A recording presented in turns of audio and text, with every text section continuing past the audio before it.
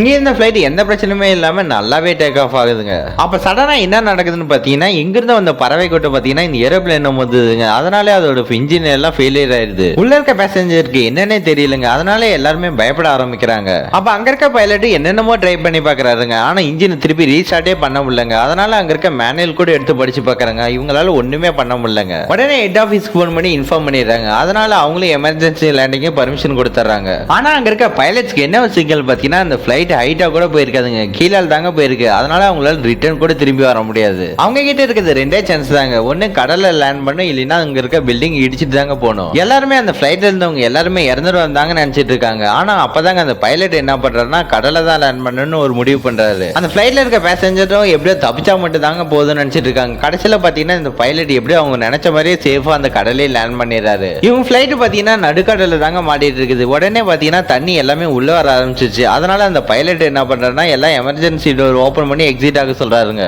இவங்களை காப்பாத்துறதுக்கோசரமே நிறைய பேர் பாத்தீங்கன்னா அந்த ஃபிளைட்டை நோக்கி வருதுங்க. கடைசியில ஒரு உயிர் கூட போகாம எல்லா உயிருமே அந்த பைலட் காப்பாத்திடுறாருங்க.